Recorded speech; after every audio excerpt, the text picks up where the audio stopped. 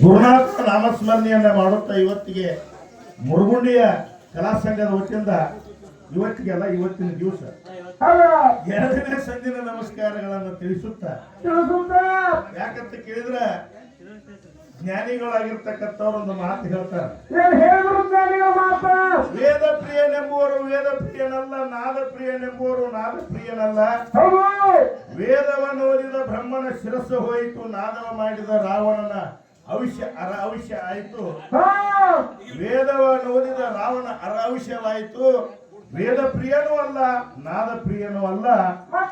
ಆ ಭಗವಂತ ಯಾರ ಪ್ರಿಯಪ್ಪ ಅಂತ ಕೇಳಿದ್ರೆ ಭಕ್ತರ ಪ್ರಿಯ ಅಂತಕ್ಕಂಥ ಮಾತನ್ನ ಈ ಸಂದರ್ಭದಲ್ಲಿ ಹೇಳಿ. ಯಾಕಪ್ಪ ಅಂತ ಕೇಳಿದ್ರೆ ಸರ್ಜೋಡಿ ಕಲಾವಿದರು ಬಹಳ ದೂರಿಂದ ಬಂದಾರ.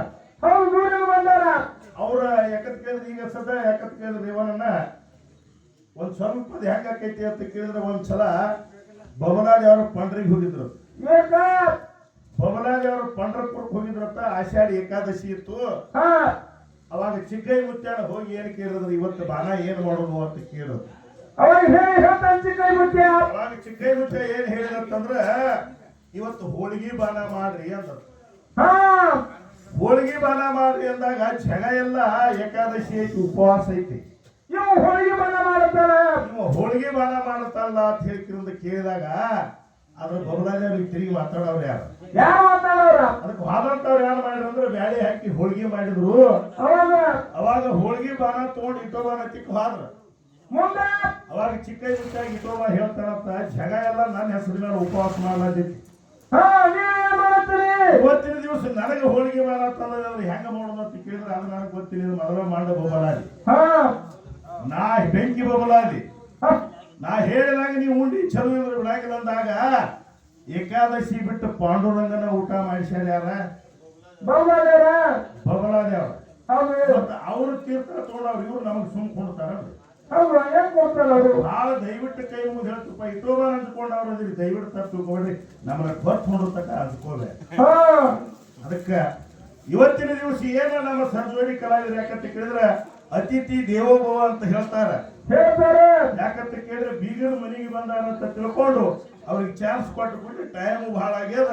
ತಪ್ಪು ತಿಳ್ಕೊಬೇಡ್ರಿ, ನಾವೇನು ತಪ್ಪ ತಿಳ್ಕೊಳಗಿಲ್ಲ ಸರ, ನೀವ್ ಇಟ್ಟದ್ದು ಬಹಳ ಅನುಕೂಲ ಆಗ್ಯದ. ಏನ ವಿಷಯ ಇಟ್ರಪ್ಪ ಅಂತ ಕೇಳಿದ್ರೆ ಏನ ಪುರಸ್ಕಾರ ಶ್ರೇಷ್ಠೋ ತಿರಸ್ಕಾರ ಶ್ರೇಷ್ಠೋ.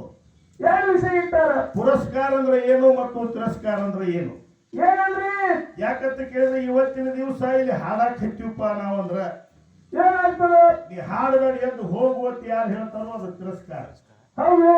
ತಮ್ಮ ನೀ ಬಹಳ ಚಂದ ಹಾಡಾತೀರಿ, ಇನ್ನೊಂದು ಸಂದ ಹಾಡತ್ ಯಾರು ಹೇಳ್ತಾರೋ ಅದು ಪುರಸ್ಕಾರ. ನಿಮಗೆ ತಿಳಿ ಹಂಗೆ ಹೇಳತ್ತೇನೆ, ಇಷ್ಟ ಮತ್ತೇನಿಲ್ಲ. ಅದಕ್ಕೆ ತಿರಸ್ಕಾರದಿಂದ ಯಾರ್ಯಾರು ಏನೇನು ಮಾಡಿದ್ರು, ಪುರಸ್ಕಾರದಿಂದ ಯಾರ್ಯಾರು ಏನೇನು ಮಾಡಿದ್ರು ಅಂತಕ್ಕಂತ ವಿಷಯನ್ನ ಹೊತ್ತು ಹೊಂಡು ತಕ್ಕ ಚರ್ಚೆ ಮಾಡಬೇಕಾಗ್ಯದ.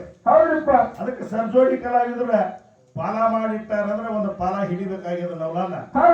ಅದಕ್ಕೆ ಯಾವ್ದು ಹಿಡಿಬೇಕೈತಿಪ್ಪ ನೀ ಯಾವ್ದು ಹಿಡಿದಿ ನಾವು ಅಂತ ಹೇಳ್ಕೊಂಡೆಲ್ಲ ಹತ್ತವನಿ ಇರ್ಲಿ. ಯಾಕಂತ ಕೇಳಿದ್ರೆ ಇವತ್ತಿನ ದಿವಸ ಜಗತ್ತಿನೊಳಗ ಏನಾರೇ ನಮಗೆ ಪುರಸ್ಕಾರ ಸಿಗಬೇಕಾಗಿತ್ತು ಅಂದ್ರೆ ಮೊದಲ ತಿರಸ್ಕಾರ ಬೇಕು.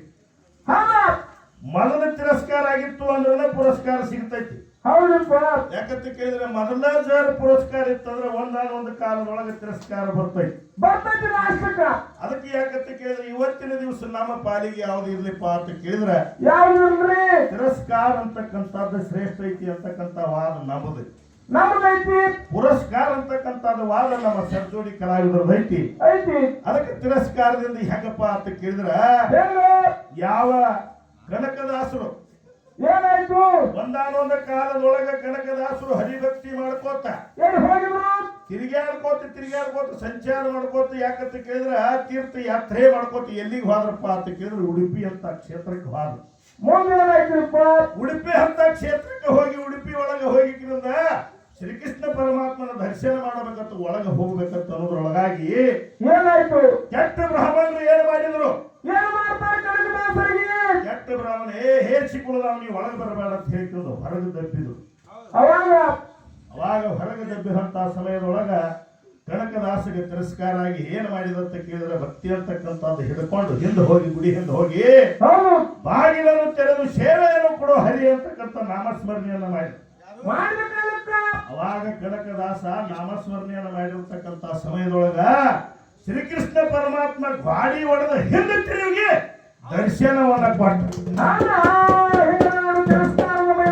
ಅದಕ್ಕೆ ತಿರಸ್ಕಾರದಿಂದ ಪುರಸ್ಕಾರ ಸಿಗ್ತೈತಿ ಅಂತಕ್ಕಂಥದ್ದು ವಿಷಯ ನಮ್ಮದೈತಿ. ಅದಕ್ಕೆ ಬಹಳ ಮಾತಾಡಿ ಸಮಕ್ಕೆ ಯಾಕಂತ ಕೇಳಿದ್ರೆ ಮೊದಲ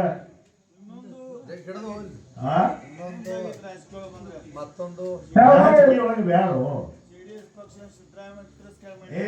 ದೇವೇಗೌಡರು ತಿರಸ್ಕಾರ ಮಾಡಿದಾಗ ಸಿದ್ದರಾಮಯ್ಯ 2ನೇ ಸಲ ಮುಖ್ಯಮಂತ್ರಿ ಆಗಾಕ. ಮತ್ ಇದ ಇವರು ಬೆಳಗಿ ಕ್ಷೇತ್ರದಾಗ 2 ಸಲ ಸಿರಿಸಲಿ ದಳವಾಯಿ ನಿಂತಕ್ಕಿಂದ ಬಿದ್ದಾಗ ನಿಗಮದ ಅಧ್ಯಕ್ಷ ಆಗ್ಯಾರ. ತಿರಸ್ಕಾರದಿಂದ ಬಹಳ ಶ್ರೇಷ್ಠ ಐತಿ ಅಂತಕ್ಕಂಥ ವಿಷಯವನ್ನು ಈ ಸಂದರ್ಭದಲ್ಲಿ ಹೇಳಿ ಇನ್ನೂ ಕೆಲವೊಂದು ವಿಷಯಗಳದಾವ. ತಿರಸ್ಕಾರದಿಂದ ಏನಾಗೈತಿ ಅಂತಕ್ಕೆ ಅಂತ ವಿಷಯಗಳದಾವ. ಅದಕ್ಕೆ ಅದನ್ನ ಮುಂದಿನ ಸಂದಿನೊಳಗೆ ಮಾತಾಡೋನು ಸಮದವರ ತಮ್ಮ ನೀವಲ್ಲಿ ಹುಕ್ಕು ಮಾಡೋರು ಗೌಡ್ರೆ ನಮಗೊಂದಿಟ್ಟ ಚಾನ್ಸ್ ಕೊಡತ್ ಬರ್ತೈತಿ ದಯವಿಟ್ಟು. ಇಲ್ಲ ನಾವ್ ಆ ಕಡೆ ಮಹಾಜನರು ನಾವು ಬರತ್ತೀವಿ ರಾಜಾರಾಣಿ ಕೊಡ್ತೈತಿ ಬೇರೆ. ಯಾಕಂತ ಕೇಳಿದ್ರೆ ಇವತ್ತಿನ ದಿವಸ ನಾವು ಏನು ಮಾಡ್ಬೇಕಾಗೈತಿ ಅಂತ ಕೇಳಿದ್ರೆ ಸರ್ಜೋಡಿ ಕಲಾವಿದರು ಬಹಳ ಶಾನ್ಯಾರ ಬಹಳ ವಿದ್ವಾಂಸರು ಬಂದಾರ ನಮ್ಮ ಊರಿಗೆ. ಅದಕ್ಕೆ ನಮಗೆ ತಿಳಿಲಾರದ ಒಂದೊಂದು ಶಬ್ದಗಳದಾವ. ಅದಕ್ಕೆ ಅಂತವ್ರನ್ನ ಕೇಳಿ ತಿಳ್ಕೊಳ್ಳೋ ಅಂದ್ರೆ 1-2 ವಿಷಯ ಕೇಳೋದು ಬ್ಯಾಡಪ್ಪ. ಇದಕ್ಕೆ ಅವ್ರಿಗೆ ಸರ್ಗೆ ಕೇಳಲತ್ತೀರಿ ಅವ್ರ ಕೇಳಿದ್ರೆ ಬಹಳ ಕಷ್ಟ ಇತ್ತು. ಅದಕ್ಕೆ ಬ್ಯಾಡಪ್ಪ ಅಂದ್ರೆ ಪ್ರಕಾರವಾಗಿ ತಿರಸ್ಕಾರ ಮಾಡ್ಕೊತ ಹೋಗೋಣ ಅಂತಕ್ಕಂಥ ಮಾತನ್ನ ಈ ಸಂದರ್ಭದಲ್ಲಿ ಹೇಳಿ ಏನು ಕೇಳತ್ತಿರೋ ಬ್ಯಾಡತ್ತಿರೋ.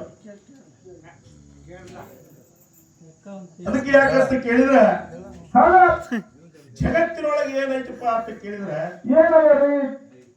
ಒಂದು ಗಾದೆ ಮಾತ್ರ ಒಂದು ಲಾವಣಿ ಪದ ಆಯ್ತು.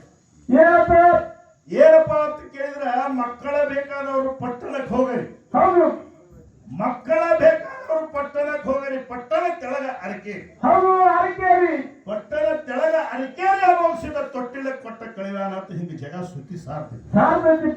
ಜಗದೊಳಗೆ ಕೊಟ್ಟದ್ದು ಖರೆ ಕೊಟ್ಟಿಲ್ಲ ಅಂತಲ್ಲ.